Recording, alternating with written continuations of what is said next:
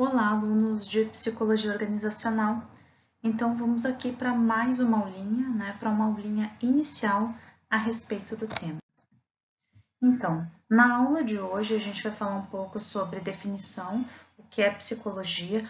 Óbvio que como essa disciplina é voltada para os cursos de administração, o foco dela então não é tratar a psicologia, ok?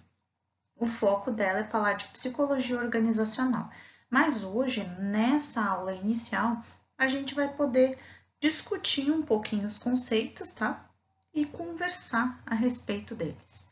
Então, a psicologia, ela é definida como uma ciência que estuda o comportamento dos seres humanos, dos seres.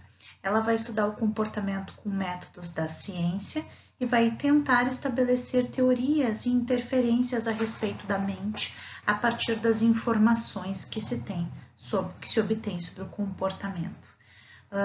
Então, a psicologia, ela vai estudar por que, que nós temos o comportamento que temos, seja dentro da nossa vida pessoal, seja dentro de uma organização, não é? Então, historicamente, a psicologia tem como um exponencial Galeno, que a partir das formulações de Hipócrates, distinguiu 4 temperamentos primários, né? São os estudos primórdios da psicologia. Estes 4 comportamentos primários são o tipo sanguíneo, que seria caracterizado por indivíduos atléticos e vigorosos, nos quais o humor corporal predominantemente era o sangue, né? Um tipo de pessoa, então eles chamaram de tipo sanguíneo. O tipo colérico, que são indivíduos facilmente irritáveis, nos quais predominaria a bile amarela. O tipo melancólico, que são indivíduos tristes e melancólicos que exibiam excesso de bile negra. E, por fim, o tipo fleumático, que são indivíduos cronicamente cansados e lentos em seus movimentos, que possuíam o excesso de fleuma 1. Estes tipos, de pessoas, a gente pode pensar assim, eu me caracterizo por esse ou aquele, enfim. Mas é o início, de como é que se começou a olhar para os comportamentos das pessoas e entender, por que eles eram da forma que, daquela forma. A data de nascimento da psicologia como ciência é considerada 1879, quando Wilhelm Hunt abriu um laboratório que chamava Psicologia Experimental, na cidade de Leipzig, na Alemanha. Então, essa é a data, histórica para se falar de psicologia.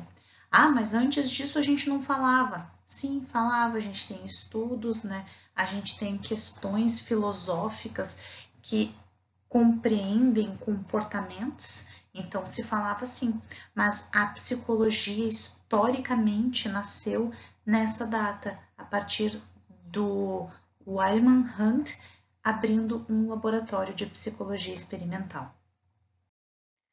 Neste laboratório, então, de psicologia experimental, se realizavam pesquisas sobre percepção, aprendizagem e sobre memória, e eram utilizados alguns aparelhos, dentro deste laboratório para efetuarem-se os estudos relacionados a comportamento. Então, aparelhos de tempo de reação, por exemplo, que tinham por objetivo medir o tempo que decorria entre o aparecimento de um estímulo e a resposta motora dada pelo sujeito. O que significa isso? Que é, por exemplo, assim, quanto tempo você leva para responder a um estímulo? Isso diz do teu comportamento, não é? Então, assim, se você de repente ouve um barulho ou de repente você começa a ouvir um som alto, alguma coisa muito diferente, o tempo que você leva para responder, a essa questão vai falar um pouco sobre como é que você reage às situações, Então, as pessoas, no geral, reagem de formas diferentes às situações. Provavelmente vocês, na vida pessoal de vocês também. Vou dar um exemplo, né? Não sei se vocês têm filhos, mas quando a gente tem filhos, eu tenho 2 filhos pequenos, quando a gente tem filhos, né, acidentes domésticos acontecem.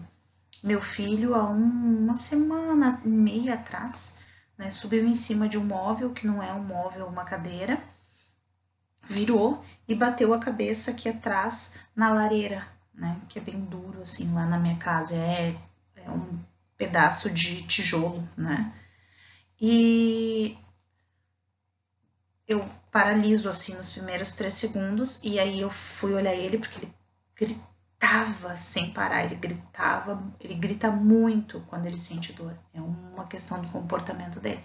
Eu fiquei paralisada, eu fui lá, toquei nele porque fiquei com medo de ver sangue, não tinha nada, criou um galo, né, bateu num lugar bom, digamos assim. Fui lá, peguei o gelo, coloquei, dei um remedinho para dor e aí ele parou de gritar, né? Provavelmente o remédio para dor não tinha ainda feito o efeito necessário para parar a dor, mas o efeito psicológico do ok, agora eu tomei remédio, minha mãe viu que eu não tô sangrando, eu tô me sentindo bem, foi o que aliviou, né? Então, isso é uma questão de comportamento, né? Como a gente reage aos estímulos que acontecem, mesmo que de verdade as dores continuem ali, né? A gente para de sentir elas porque psicologicamente falando aquilo aliviou um pouco as tensões dentro da gente, não é? Então, assim, estes aparelhos que eles usavam, às vezes eram cronômetros, né? Às vezes eram aparelhos para verificar a reação com que se produzia alguma coisa, enfim. Além disso, aparelhos para medir e avaliar a habilidade de coordenação motora para realizar estes movimentos e aparelhos para medir a força manual e a resistência da fadiga. Então, eram vários aparelhos para verificar como é que as pessoas funcionavam, né, quando estavam ali sobre algum tipo de estresse. Todo mundo tem comportamentos diferentes, né, quando é submetido a algum tipo de estresse. Quando a gente bate o carro, por exemplo, eu não sei se vocês já se acidentaram de carro. Eu nunca bati o carro, né? Eu dirijo faz muito tempo e nunca bati o carro, mas o meu carro já foi acertado por um ônibus aqui em Porto Alegre. Então eu estava andando numa via muito movimentada, por sinal, né, na minha via, e o ônibus, eu acho que ele simplesmente saiu, ele não me viu, eu acho, parada, eu não sei, e ele arranhou toda a lateral do meu carro, assim, aí eu parei e tal. Como você reage a esse estímulo diz muito sobre o teu comportamento. Quando isso aconteceu, eu tinha acabado de começar a dirigir, faz muito tempo isso. E da idade, né? Revelando a idade. E eu lembro que eu fiquei totalmente paralisada, que é uma reação psicológica minha. Eu paraliso, né? Quando sofro algum estímulo violento, né? Seja o meu filho cair por 5 segundos, eu paraliso. Seja o carro bater. Eu paralisei o carro, daí eu estacionei e eu liguei para alguém vir buscar o meu carro. Eu não consegui pegar ele e voltar para casa. Eu não consegui andar nele, dirigir. Depois eu voltei a dirigir alguns dias depois, mas eu paralisei, né? Isso tem a ver com o quê? O meu comportamento, né? O tipo de pessoa que eu sou, que paralisa nestes momentos, por exemplo. Então, assim, tem toda essa questão, né, de como é que as pessoas reagem. Algumas pessoas reagem fazendo coisas, se colocando em movimento. Algumas pessoas provavelmente vão ficar muito bravas, iam brigar e tal. Então, assim, isso é uma questão de comportamento, né? Por exemplo, quando vocês bebem demais, né? Se vocês bebem bebida alcoólica, como é o comportamento de vocês? Tem gente que chora, tem gente que fica estressado, tem gente que dorme, tem gente que não faz diferença nenhuma, né? Tem gente que ri e tal e vira uma outra pessoa. Então isso tudo tem a ver com questões profundas dentro da gente. E aí a gente tem várias áreas dentro da psicologia que tentam estudar o que faz com que a gente tenha o comportamento que a gente tem, não é? Pessoalmente, eu faço psicanálise, há muito tempo, há 15 anos. Né? Então, as origens dos meus dramas, digamos assim, no geral, elas estão concentradas em questões da minha infância, né? Relativas a, enfim, a diversos tipos de traumas que eu sofri na infância, a forma com que eu reajo. Claro, acho que né, tem a percepção da escolha de você reagir de uma determinada forma ou não, mas é importante a gente entender quais as origens, né, daquilo que a gente expressa para as pessoas. Bom, então aparelhos para medir e avaliar a habilidade de coordenação motora, aparelhos para medir a percepção de profundidade, né? Todos estes aparelhos, eles funcionaram para que a psicologia experimentasse com as origens, né, das sensações e sentimentos dentro das pessoas. Então, a psicologia tem diversas áreas, tá? Eu não vou falar de todas as áreas e menos ainda eu vou focar na psicologia como ciência. Vou dar essa passada muito rápida e discutir algumas questões que importam para a psicologia organizacional, porque o mote é estudar a psicologia organizacional e a partir daí então estudar questões relativas à gestão de pessoas que importa mais para vocês. Então, o que é psicoterapia? Como área profissional, ela vai se referir à aplicação de procedimentos psicológicos segundo modelos de desenvolvimento, com a finalidade de explicar, prever e aliviar transtornos, deficiências e angústias e desenvolver o indivíduo. Isso é a psicoterapia. A psicologia organizacional, ela vai aplicar os conhecimentos produzidos pela psicologia visando melhorar processos relativos às organizações e vai contribuir para que os ambientes de trabalho sejam locais mais humanizados. Ela vai tentar entender quais são os comportamentos que existem dentro daquela organização, por que eles se comportam, os indivíduos, da forma com que se comportam e de que forma as pessoas, né, os gestores podem trabalhar para que aquele local seja mais humano e menos difícil de trabalhar, se for o caso. Então, e o que é uma organização? Essa é a parte fácil, né? Se a gente está falando de psicoterapia e organização. A organização é a junção, né? A união de pessoas, né? A interação delas, alinhando esforços para realizar ações coordenadas na realização de uma meta ou objetivo que é comum a todas. A gente chama de organização porque empresa já é um outro conceito, mas tudo, né? Mesmo ONGs, mesmo terceiro setor, fazenda, tudo é uma organização, é a junção de pessoas que estão interagindo umas com as outras e alinhando esforços para fazer ações coordenadas de realização de metas e objetivos. A psicologia organizacional e do trabalho, ela vai surgir no século XIX. Ela visa atender uma demanda que surgiu também nesse período, com a Revolução Industrial. Eu vou falar um pouco mais disso nas próximas aulas, né? Mas a partir da Revolução Industrial, a gente tem que trabalhar, a organização se coloca, né, como ela se coloca a procurar pessoas adequadas para ocupar determinados postos de trabalho dentro das organizações. E aí que entra o psicólogo organizacional. A psicologia organizacional começa a ser mais desenvolvida dentro das organizações. Dentro da psicologia organizacional e do trabalho, a gente tem alguns estudos e pesquisadores que influenciaram de uma forma bem significativa o desenvolvimento dessa área de atuação e de pesquisa. A gente tem o próprio Taylor, né, que é um dos pais da administração, que é um engenheiro que se dedicou a estudar a produtividade dos funcionários no final do século XIX e início do século XX, e ele, que desenvolveu o que nós chamamos de administração científica, ele vai incluir vários princípios para guiar essas práticas organizacionais. Além disso, a gente tem o Hugo Monstberg, Walter Dill Scott, que são considerados os principais fundadores da psicologia organizacional e do trabalho. Eles eram psicólogos experimentais e professores universitários que se envolveram em grandes problemas organizacionais na tentativa de resolver eles. A gente tem o casal Frank e Lillian, que é um engenheiro e uma psicóloga, que estudaram maneiras eficientes de executar tarefas, combinando a engenharia com a psicologia, nesse intuito de elaborar sistematicamente formas de maximizar a eficiência no trabalho.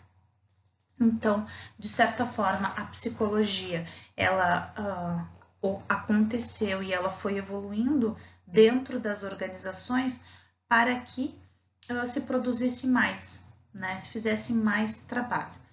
Então, a gente tem, além disso, os estudos de Hawthorne, do Elton Mayo, né? Onde as pesquisas realizadas nas fábricas da Western Electric visavam verificar a reação dos funcionários a alterações de luminosidade e acabaram não somente relacionando a luminosidade, mas mostrando fatores psicológicos e subjetivos que eram mais importantes ou tão importantes quanto as questões fisiológicas. Essas pesquisas elas mostraram que não só o ambiente importa, sim, ele influencia, mas fatores subjetivos, ou seja, características comportamentais das pessoas mudam a forma com que o ambiente funciona, né? E as características comportamentais fazem com que pessoas consigam trabalhar mais ou menos. É só a gente pensar assim nos comportamentos, né? Por isso que o processo de seleção e treinamento é tão importante dentro das organizações, porque a gente vai diagnosticar o melhor tipo de comportamento para o melhor tipo de tarefa que será executada dentro de uma organização, né? Então, outro fator histórico que vai contribuir para o desenvolvimento dessas pesquisas e para o desenvolvimento da psicologia, nos termos de psicologia organizacional, foram as guerras mundiais. Porque na Primeira Guerra Mundial foram utilizados testes para medir a habilidade mental dos soldados e colocá-los em funções para as quais apresentavam melhor adequação, né? Então, dependendo do tipo de habilidade mental que você tinha de concentração, ou se você era mais irritado, né, você ia para um local na guerra, né? Na Segunda Guerra, estes testes para seleção de soldados também foram utilizados e para a colocação deles em diferentes trabalhos. E também foram realizados trabalhos de treinamento, avaliação de desempenho, desenvolvimento de equipe, entre outros. Então, as questões relacionadas à gestão de pessoas acabaram sendo utilizadas, né, para falar com os soldados na Segunda Guerra Mundial também. A partir daí, acabou evoluindo um pouco mais a área. Bom, a gente tem um autor que chama Sampaio e ele considerou 3 fases ou momentos históricos da psicologia organizacional e do trabalho. A primeira fase dela é chamada de psicologia industrial e vai se preocupar basicamente com recursos humanos, com o intuito de aumentar a lucratividade e produtividade. A segunda fase, psicologia organizacional, com atenção voltada aos efeitos da estrutura organizacional, vai ter foco no indivíduo e vai utilizar a dinâmica de grupos, desenvolvimento de equipes e estudos sobre liderança. Isso vai acontecer mais ou menos lá na década de 70 e 90, quando a gente vai começar a falar sobre como fazer dinâmicas de grupos, desenvolver as equipes e falar sobre a importância dos líderes dentro das organizações. Em uma terceira fase, a partir dos anos 90, a psicologia do trabalho começa a se preocupar também com questões de saúde e bem-estar do trabalhador, ergonomia, e vai falar também sobre qualidade de vida. E vai discutir temas um pouco mais complexos, como poder e conflitos intra-organizacionais. E a partir daí ela vai tentar compreender o trabalho humano em todos os seus significados e manifestações. Até porque a gente começa, né, a verificar que o trabalho expande, né, a partir dos anos 90, 2000. Hoje em dia eu pergunto a vocês, né, todos vocês que estão ouvindo, quando que o trabalho acaba? Quando que você simplesmente não tem mais trabalho? Ah, eu bato meu ponto, eu chego em casa, eu não tenho mais trabalho. Mas se tiver uma mensagem do teu chefe, você não vai responder? Se te ligarem com uma demanda urgente, você não vai auxiliar? Né? Então, assim, quando é que o trabalho acaba, virou uma questão complicada, porque parece que o trabalho não acaba nunca. E dependendo do trabalho que você exerce, mais ainda, ele é constantemente, né? Ele é constante dentro da nossa vida. Então, estudar não só o bem-estar, a saúde e a qualidade de vida, mas entender que o trabalho tomou a vida, né? E de que forma a gente pode lidar com isso mantendo a nossa saúde mental, já que por tomar a nossa vida e por diminuir ou encurtar o tempo de vida, ele também toma a nossa saúde mental. E é por isso e só por isso que se fala tanto em você tem que trabalhar com algo que você gosta, porque você vai trabalhar o tempo todo da sua vida. Então é importante que você goste do seu trabalho, senão vai ser um terror exercer o que quer que você exerça como trabalho de vida. Então, o psicólogo dentro das organizações, né, a gente pode dizer que ele atua de forma individual ou em equipes. E ele vai fazer atividades onde a gente perceba as relações de trabalho, sejam elas sociais, formais ou informais, né? Ter um psicólogo numa equipe normalmente é uma exigência, né, e uma questão muito importante, porque você vai estar ali lidando com questões muito emblemáticas e problemáticas nas organizações que, no geral, pessoas leigas têm um pouco de dificuldade de lidar, não é? E aí ele vai compreender e interver essas relações e fenômenos e processos relativos ao mundo do trabalho. E estou dizendo isso, eu não sou psicóloga, vocês sabem disso, eu sou administradora.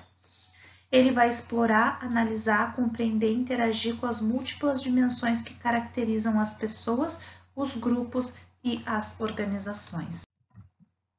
Então, uma questão que o psicólogo vai verificar dentro das organizações é o que eles chamam de diferenças individuais, né? Os temas percepção, inteligência, pensamento e atenção, eles fazem parte do que se denomina de processos básicos da psicologia, né? Inteligência, os níveis de inteligência, tipos de pensamento e o tipo de atenção. Eles são considerados os processos básicos de compreensão individual da pessoa. Esses processos, eles se combinam de maneira diversa em cada pessoa e vão constituir as diferenças individuais dos seres humanos. Então, assim, cada pessoa vai ter um tipo de percepção das coisas, um tipo de inteligência, um tipo de pensamento e um tipo de atenção. E esse tipo vai constituir dela quem ela é. Fora, claro, toda a sua história de vida e tudo que aconteceu na sua vida. E aí, entendendo ou compreendendo isso, é que o psicólogo vai poder intervir no sentido de adequar o trabalho para que ele funcione da melhor forma possível. Então, os valores, né? Além do que a gente acabou de falar agora, que são os pontos que compõem as pessoas, a gente tem os valores. Os valores, eles são basicamente convicções das pessoas sobre o quanto as coisas são certas ou erradas. Eles vão variar de um grupo para outro, inclusive dentro de grupos de uma organização, e vão perpassar as relações interpessoais.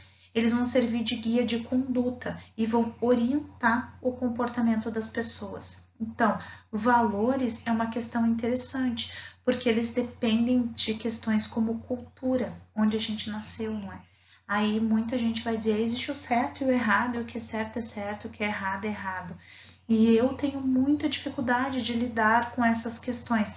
Primeiro, porque eu sou uma grande fã do Nietzsche, eu vou falar um pouquinho dele na sequência para vocês, porque valores têm a ver com moral, né? E eu vou falar da genealogia da moral do Nietzsche, mas também porque eu acho difícil ser tão pragmático na vida, considerando que não há personalidade perfeita, não há pessoa perfeita, assim como não há pessoa completamente maldosa em todas as áreas da sua vida, né?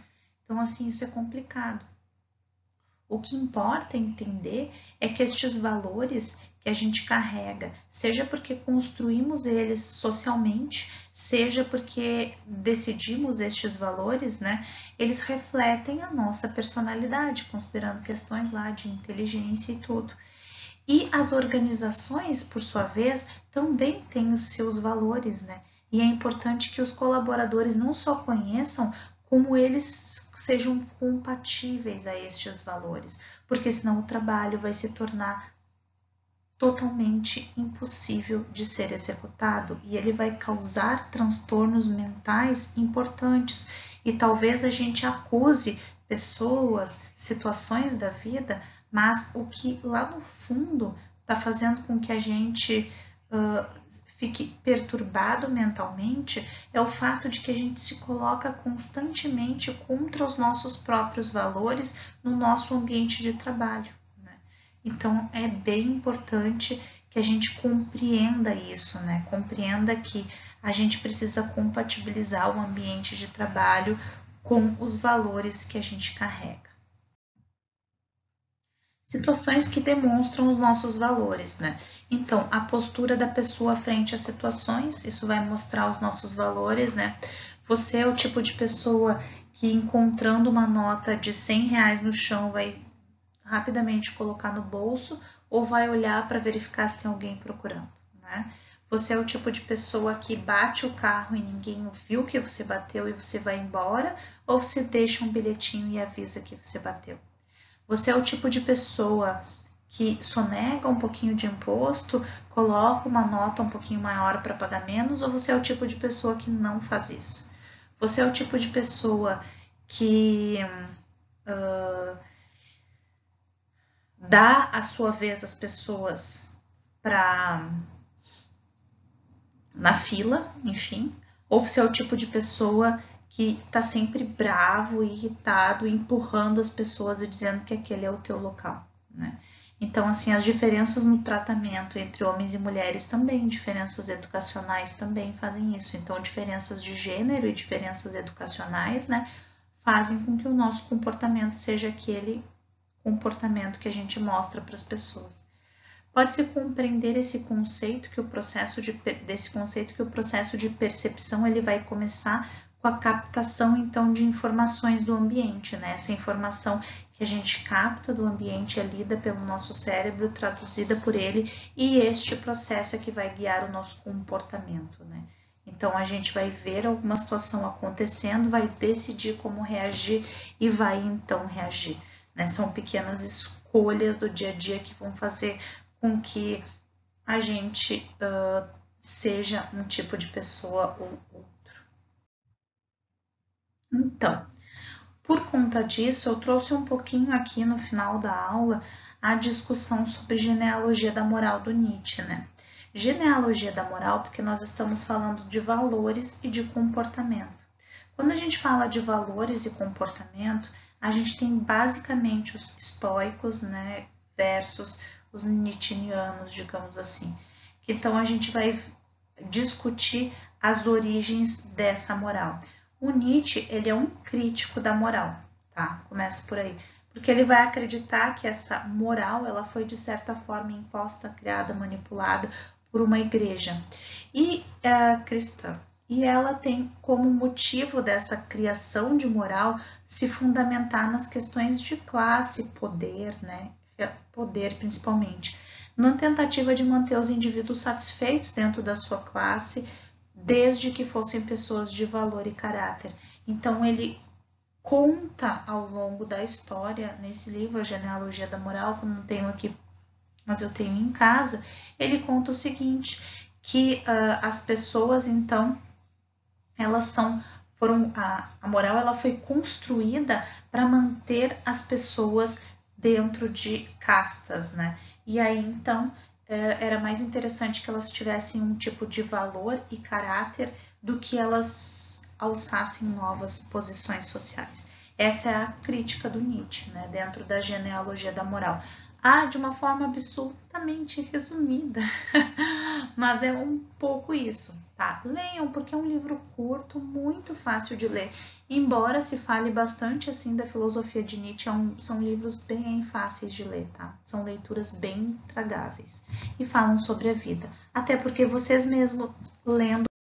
Então, eu trouxe aqui algumas contribuições, né, do Nietzsche, porque eu sei que para vocês assim é bem complicado, né, ingressar em filosofia, mas assim, para entender um pouquinho de como que ele estudou o comportamento humano, né, como é que ele estudou a moral, o que tem a ver a genealogia da moral com os estudos de psicologia.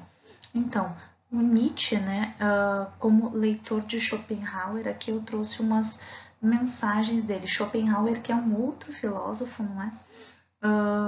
Que também estudou a moral. E ele vai falar o seguinte: essas são falas do Nietzsche para entender como é que ele pensava. Espero que após a minha chegada a Lipsk, poderei dedicar-me a redigir meu trabalho, pois já reuni e quase ordenei o material necessário. Confesso, porém, que ainda não percebi porque lancei sobre meus ombros esta faina que me afasta de mim mesmo, e de Schopenhauer, que é a mesma coisa, e cujo resultado me expõe às críticas das gentes, forçando-me, além disso, a afivelar em toda parte a máscara de uma erudição que não possuo. Sempre perdemos qualquer coisa ao darmos-nos ao público. Ele está falando um pouco dos livros, né, ou da opção filosófica que ele fez, que o afasta do Schopenhauer, que era um outro filósofo que ele admirava e que ele estudava, mas que difere dele, né, portanto, e falando da dificuldade que é então se colocar, né, nessa situação de um afastamento daquilo que as pessoas se veem acostumadas a utilizar como moral há tanto tempo. E aqui continua um pouco a carta dele, né, e fica aqui para vocês lerem. E eu vou falar um pouco do prólogo do Genealogia da Moral, que é de 87. Nós, homens do conhecimento, não nos conhecemos. De nós mesmos somos desconhecidos, e não sem motivo.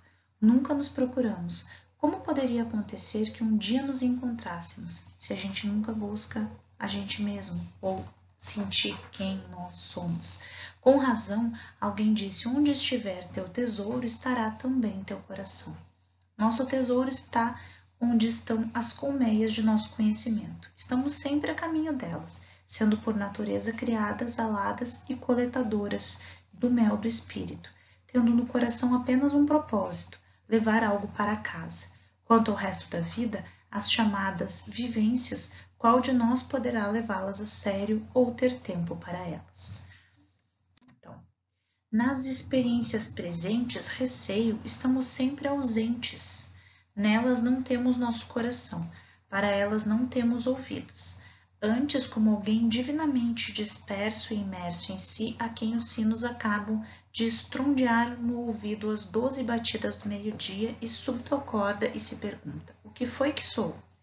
Também nós, por vezes, abrimos depois os ouvidos e perguntamos surpresos e perplexos inteiramente: o que foi que vivemos? E também, quem somos realmente? E em seguida contamos, depois, como disse, as 12 vibrantes batidas de nossa vivência, da nossa vida, nosso ser. Contamos errado, pois continuamos necessariamente estranhos a nós mesmos. Não nos compreendemos, temos que nos mal entender. A nós se aplicará para sempre a frase: cada qual é mais distante de si mesmo. Para nós mesmos somos homens de desconhecimento. Então, desde lá o prólogo do texto da Genealogia da Moral, o Nietzsche vai apresentar o seu adversário, né, o que ele está falando ali, a moral socrática. Naquele prólogo ali, ele está dizendo o seguinte, que nós não conhecemos nós mesmos, nós não conhecemos quem nós somos desconhecidos para nós. E a moral socrática, né, ela é tomada como essa expressão metafísica socrática, porque é do Sócrates, tá? O filósofo grego. Conhece-te a ti mesmo. Então, quando ele apresenta a genealogia da moral e quando ele discute a genealogia da moral, a moral, que é o componente básico dos valores componente básico dos comportamentos, então, a gente vai ter duas morais. A moral do Sócrates, conheça-te a ti mesmo, e esse pressuposto lógico da moral vai se sustentar na concepção de verdade, como se a verdade fosse transcendental e afirma que a verdade vale mais que a vida. Né? E esse oráculo, que é o instrumento para afirmar a possibilidade do conhecimento de si mesmo, que vai cristalizar e fixar o sujeito. O que é certo, o que é errado. Então essa é a moral socrática, como se conhecêssemos dentro da gente o que é certo e o que é errado. Conhece-te a ti mesmo. E aí o Nietzsche vem e ele vai dizer que isso não existe de certa forma, né? Que não é assim que funciona, que o nosso comportamento vai além disso. Então, o Sócrates vai apresentar o homem do conhecimento, a crença nas ideias eternas, na ideia do bem e do mal e na verdade transcendental. Então, há um bem, há um mal dentro do mundo, né? As escolhas são pautadas pelo bem e do mal e a verdade é transcendental. A verdade é uma só. E o Nietzsche ele apresenta o homem do desconhecimento e a vida como uma potência de escolhas. O homem é um andarilho. Né? O homem é um desconhecido dele mesmo, é um desconhecido da realidade que se coloca ali. Enquanto o Sócrates ele realiza a ideia da moral, né? O bem é associado à verdade, o mal à mentira, ele aceita a morte como valor dos valores em nome de uma verdade e dá uma metafísica dualista da razão, o bem e o mal. E aí o Nietzsche ele vai falar que a morte não é uma questão sobre pois a vida deve se afirmar em si mesma. E ele então vai ser o cara que vai dizer o seguinte: nós não conhecemos nós mesmos, nós não conhecemos essa caminhada e essa jornada, os valores não são pautados entre bem e mal, existe um ser, basicamente. Então, a gente fala do Nietzsche, né, para falar um pouco sobre a questão de valores e para ficar aí, então, para vocês fica, né, a ideia de que talvez vocês tenham que ler Sócrates, Nietzsche. Sócrates e Platão eu acho que são elementos essenciais para a gente compreender quem nós somos, não é? Mas para vocês decidirem então o tipo de moral e de valores que para vocês também importa.